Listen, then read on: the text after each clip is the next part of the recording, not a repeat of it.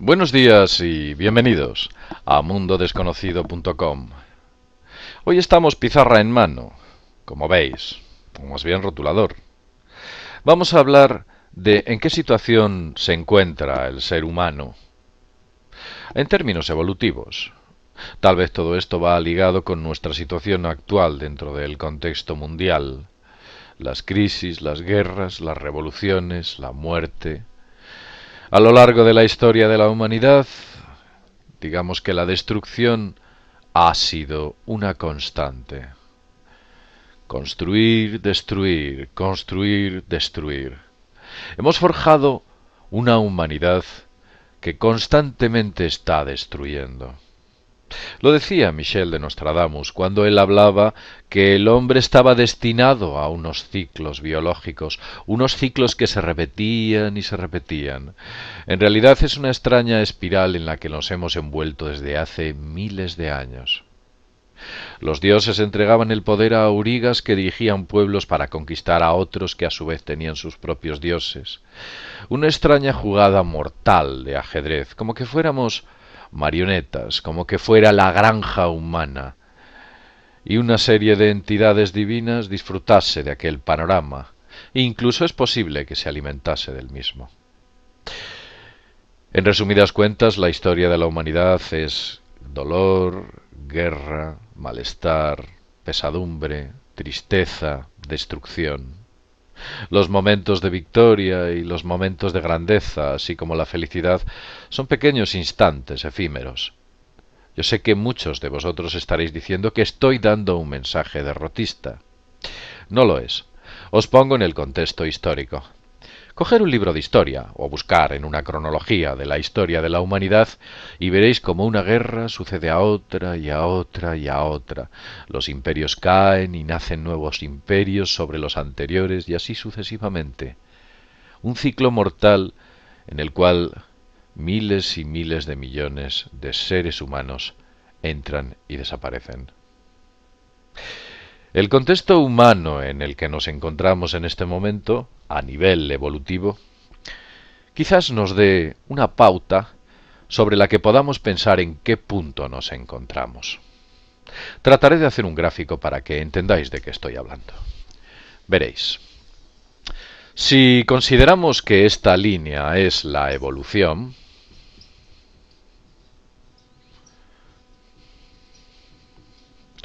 tal vez el ser humano se encuentra en un punto concreto. El ser humano se alberga aquí, en esta zona, una estrecha franja dentro del proceso evolutivo universal. En esa estrecha franja existen, desde luego, humanos más avanzados espiritualmente y personas menos avanzadas espiritualmente. Digamos que un subgrupo dentro de un grupo, como raza, como especie. Debajo de los humanos, evidentemente, está otro importante grupo, y son los animales.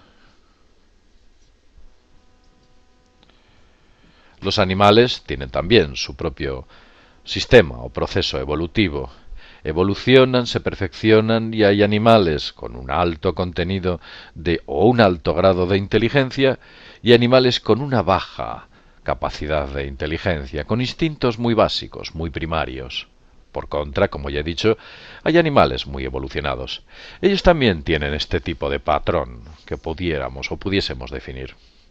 Debajo de los animales nos encontramos el contexto de las plantas, el mundo vegetal, las plantas. Las plantas también tienen su proceso evolutivo. Hay plantas muy simples, muy sencillas, muy básicas, casi a nivel celular, entes muy primarios. Por contra, hay entes muy complejos, las grandes secuoyas, por ejemplo, o los grandes árboles que rodean las grandes Amazonías, o esas zonas boscosas importantes. Eso podríamos denominar como una parte evolutiva a nivel vegetal, muy evolucionada. Tal vez los robles o un sinfín de árboles que se os ocurran. También, como podéis ver, tienen un paralelismo dentro de este proceso evolutivo, tienen subgrupos dentro de sus propios grupos. Desde luego existen otro grupo inferior, mucho más básico. Mucha gente piensa que esto es el grupo que está por debajo, que no es otro más que el mundo mineral.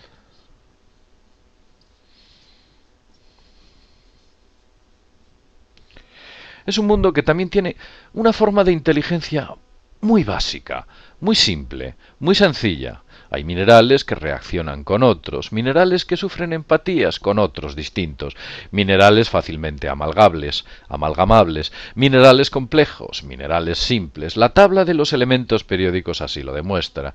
Minerales que evolucionan amalgamándose unos con otros y van creciendo a nivel subatómico. Y si observamos este proceso evolutivo en el cual vemos como en esta extraña franja está el hombre, esta pequeña franja, vemos que el mundo o el universo ha creado un modelo por el cual una especie inferior alimenta a otra especie superior. Los minerales forman parte de los alimentos de las plantas. Las plantas forman parte de los alimentos de los animales. Y los animales forman parte de los alimentos del hombre. Una curiosa escala evolutiva evidente en la que vemos que una forma de alimento, distinta en ambos casos, supone una capacidad de crecimiento para la especie superior. Un plan bastante inteligente, qué duda cabe, diseñado por algo, una entidad, un todo, una especie de mente universal que ha creado un plan para que esto sea así. Quizás muchos de vosotros penséis que la evolución termina aquí. La evolución acaba en ese punto. Yo pienso que no. Yo creo que el modelo evolutivo continúa. Es más, pienso que son muchos más los grupos que existen hacia arriba que los que existen hacia abajo. Os cuento. Dentro o por encima del ser humano hay algo. Existe algo, unas entidades, una forma de vida que desconocemos, que no apreciamos, que no percibimos y que desde luego son invisibles. Para el mineral, la planta es invisible. Para la planta, el animal quizás también lo sea. Y el animal no percibe al hombre como tal. Es por ello que esta teoría se puede aplicar a que el hombre no percibe a esas entidades que tiene por encima. Nos resultan extrañas, incomprensibles, abstractas, difíciles de entender. El mundo cientificista en el que nos vemos inmersos nos dice que eso no puede ser. Sencillamente porque no se puede detectar con los medios tecnológicos existentes. No obstante, aquellos seres humanos que están evolucionados a nivel espiritual saben y son conscientes de que existe otro plano de existencia por encima del ser humano y que en él habitan entidades. Voy a ir más allá. Estas entidades, si seguimos el modelo inferior, posiblemente tengan una misma forma de funcionamiento. Con lo cual, si hemos dicho que estas entidades, como todas, tienen grupos o subgrupos dentro, tal vez podamos encontrar esos grupos y esos subgrupos también. Entidades que pudiéramos denominar positivas y entidades que pudiésemos denominar negativas. Ahí están. Algo por encima de nosotros está más evolucionado como grupo y menos. Evidentemente, si seguimos el contexto evolutivo, vemos algo que quizás no nos guste, no entendamos o no queramos comprender. Y es lo siguiente. En el contexto evolutivo, algo se come al hombre. ¿Sí? Somos alimento para algo que hay ahí y que no vemos. No somos capaces de percibir en nuestro mundo material, que algunos piensan que es toda la realidad que existe. La realidad es mucho más compleja que todo lo que vemos.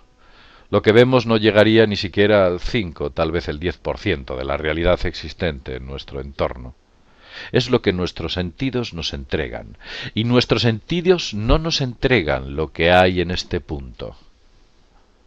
Es algo que no vemos y desde luego no percibimos conscientemente. Estas entidades, y vamos a llamarlas así, que cohabitan en esta zona, esa extraña zona, tienen un objetivo, como ya he dicho. Nosotros somos su alimento. ¿Pero de qué manera? Como vemos, las formas de alimentos varían.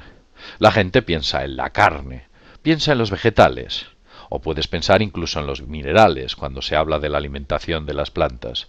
Pero un ser que esté por encima de nosotros, un ser espiritualmente evolucionado, más etéreo que nosotros, se alimentará de algo más sutil. Se alimentará de nuestras energías, aquello que emanan nuestros espíritus. ¿Sí? Ese es el alimento para estas entidades. Nuestros sentimientos, nuestras sensaciones, nuestro dolor, nuestro amor, nuestra expectación, nuestra contrición, nuestros sentimientos en líneas generales. Entonces, si tenemos en cuenta que esta forma de vida se alimenta de nosotros, vemos inmediatamente que si nos mantienen como a rebaños, como así suceden con las escalas inferiores que se mantienen unas a otras como a rebaños, si nos mantienen como a una granja, evidentemente lo que harán o desearán será generar sobre nosotros constantes sentimientos, sentimientos de los que se alimentan. ¿Y cuáles son esos sentimientos? Hemos hablado de ellos. En un estadio de fútbol, la exaltación de las masas crea esos grandes sentimientos. El dolor de ver cómo su equipo pierde crea esos sentimientos. En la política internacional, vemos como cada decisión que se toma a nivel económico o a nivel político es capaz de subyugar y someter a las masas. Vemos cómo los pueblos se levantan en Grecia, vemos cómo los pueblos se levantan en los distintos países, en mayor o menor medida. Vemos cómo esas situaciones crean dolor dentro del ser humano. La crisis es una forma de alimento. ¿Sí? Así es. Es una forma de alimento para estos seres. ¿Podríamos decir que estos seres se alimentan de crisis? Revisemos la historia de la humanidad. Cojan los libros de historia. Verán como constantemente hemos estado sometidos a crisis de todo tipo. Políticas, económicas, crisis bélicas, crisis de tensiones prebélicas. Siempre ha estado ahí el dolor. Siempre ha estado ahí. Y es sencillamente porque algo lo fomenta. Y son esas entidades que están por encima de nosotros. Como ya he dicho antes, existirán o tendrán unos grupos y unos subgrupos que podemos ver aquí. Quizás las más bajas sean las más crueles y digamos que más directas dentro de ese afán de extraer nuestro alimento, su alimento. Y posiblemente las más altas estén a favor de no hacernos o provocarnos ese dolor y esa contrición. Ese malestar, esa depresión, esa ansiedad, ese estrés que constantemente genera algo en el ser humano. Vamos a ver estas cosas desde un contexto mucho más simple, tal vez simplista. Es cierto que existe una consanguinidad entre muchos de los grandes aurigas que han existido en la historia de la humanidad, como que todos fueran dirigidos por una mano divina. Incluso muchos de los líderes actuales de ellos ni siquiera se sabe su verdadero origen. El propio Obama es muy difícil encontrar su verdadera fecha de nacimiento, su origen, su historia, de dónde viene, quién es ese tipo. Muchos de esos aurigas son tipos extraños. Incluso del propio Zapatero se rumorea de qué ciudad es, si es de aquí, si es de allí, si vivió aquí o si vivió allí. El pasado de estos aurigas, de estos que dirigen los pueblos, en muchas ocasiones es muy extraño. Y en otras tantas está ligado a la nobleza. Es curioso porque estos seres que nos gobiernan, digamos que parece que han seleccionado a una serie de entidades, de hombres, que dentro de su mente son compatibles con la idea que las entidades de las que antes he mencionado hay. Estas entidades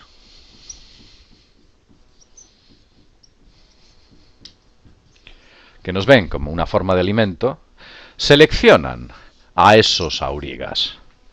Tal vez, y muy posiblemente, como se puede ver en muchos libros revelados o libros de historia, el nacimiento de muchos de estos oligarcas es raro, es extraño, como que hubiera sido por parte o formando parte de algún tipo de iluminación de su madre. Madres vírgenes, madres que realmente se quedaron embarazadas de una manera extraña y sospechosa, empezaron a crear una prole de dirigentes humanos que se han ido repartiendo a lo largo de la historia de la humanidad.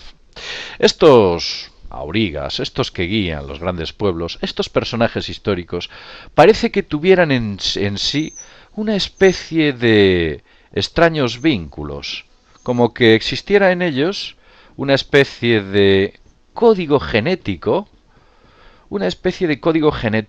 fuerte, que se ligase de una generación a otra. Y ese código genético sea el que permita a estas entidades acceder a su consciente y por ende dominar desde ese aspecto al resto de sus pueblos, a los pueblos que dirigen, hacer leyes, promulgar reformas y meternos en crisis y guerras. Siempre e indefectiblemente estos aurigas han llevado a la humanidad hacia la destrucción en vez de hacia la iluminación. Sencillamente porque estas entidades tienen un gran interés porque así sea. A ellos no les interesa que evolucionemos. Les interesa que les sigamos sirviendo como esa forma de alimento que hemos estado viendo. Entonces, ¿contra qué estamos luchando? ¿Contra qué luchamos? ¿Existe alguna forma de victoria o puede existir alguna forma de liberación? Claro que sí. En Mundo Desconocido hemos dado varias pautas al respecto. En Mundo Desconocido hemos hablado de cómo el acceso a la espiritualidad y a ciertas condiciones personales es una forma de liberación. En muchas ocasiones hemos dicho que la auténtica revolución tiene que empezar dentro de uno mismo. La auténtica liberación de las masas empieza dentro de la liberación del propio individuo. La búsqueda de la verdad. Si usted está aquí viendo esto, seguramente es porque dentro de usted exista alguna semilla que le esté diciendo: tengo que saber más porque sé que todo este mundo que me rodea no encaja. Es una Matrix. Continúo. Esas entidades que no vemos han sido representadas en muchos logotipos. De este ya hemos hablado. Muchos de vosotros lo conocéis. Es la pirámide con el ojo la pirámide inacabada con el ojo del destino. Que la pirámide, desde luego, representa a los humanos